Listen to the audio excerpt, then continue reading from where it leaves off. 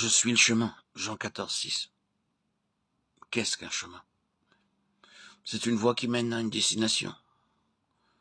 Nous sommes tous destinés au trône, et seul notre Seigneur peut nous y faire parvenir. Christ, notre chemin, est donc en relation avec notre marche et notre destinée qui est le trône. Cette expérience rassemble en elle-même les 4 premières, à savoir Christ, notre pain de vie, Christ, notre lumière, Christ, notre bon berger, Christ, notre résurrection. Jean chapitre 4. En effet, se nourrir de Christ, en demeurant en lui, en faisant sa volonté, implique qu'il soit aussi notre lumière. Car ce qui nous enseigne jour après jour, c'est sa vie. Il est également notre berger qui nous conduit en nous gardant dans sa dépendance et nous fait entrer toujours plus pleinement dans l'expérience de notre mort et de notre résurrection avec lui. Nous apprenons que c'est sa vie sortie de la mort par laquelle il réalise ses plans. Être conduit, c'est notre privilège.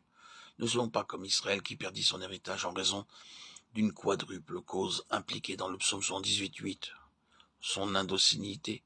Israël refusa d'être conduit, il ne voulait que ses propres voies, c'est l'aspect de son indépendance. Sa rébellion. Israël ne reconnut pas l'autorité de Dieu et refusa son gouvernement.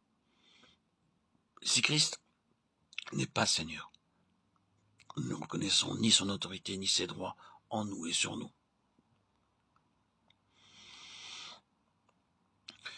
Israël avait un cœur partagé, son cœur n'était pas ferme, son cœur n'était pas entièrement pour le Seigneur. Il y avait une place pour un autre Dieu. Il peut en être de même de nous.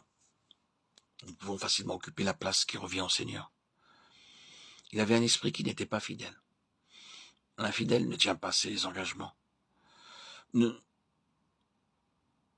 reprenons pas ce qui a été donné à Dieu et faisons ce que nous lui avons dit.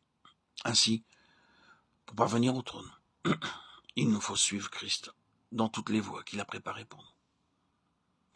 Le Seigneur nous fait une autre déclaration. Je suis la vérité. Jean 14,6. Dans l'incarnation, Christ se présente comme l'homme parfait selon la pensée de Dieu. Celui qui correspond en tout point à ce que Dieu désire. Le travail de l'esprit consiste à nous conformer au modèle. Et alors que la vie de l'esprit accomplit cette œuvre de conformité, Christ, la vérité de Dieu, est reproduit en nous. Nous ne serons jamais une vérité en nous-mêmes. L'homme naturel a été jugé sur la croix et crucifié. Ce n'est pas cet homme-là qui devient une vérité, non. C'est Christ en nous. Et par un travail intérieur, le Saint-Esprit reproduit les traits de ce que Christ est moralement et mentalement. Nous avons à découvrir que nous ne sommes pas du tout ce qu'il est. Sa vie est une chose. La nôtre en est une autre. Ce n'est que par notre union avec lui, en étant un avec lui, dans ce qu'il y a de plus profond dans tout notre être. En laissant l'Esprit réaliser son œuvre, que cette conformité s'accomplit. La croix, agissant par l'Esprit, avec notre plein consentement, brise l'homme naturel dans les parties les plus secrètes de l'être. La vie divine doit pénétrer l'homme intérieur, le gagnant et le remplissant, afin que Christ soit le centre et au centre de tout notre être.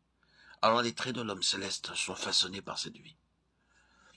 Durant toute la durée de notre vie, nous aurons à découvrir combien Christ est la vérité. Le voir toujours plus, pour être davantage saisi par lui. La reconstitution interne de l'homme en raison de la chute est une œuvre immense. L'homme n'est que ruine, qu'il soit cultivé ou intelligent, ignorant ou inculte, aux yeux de Dieu. Il est ruiné. L'œuvre de Dieu est la même.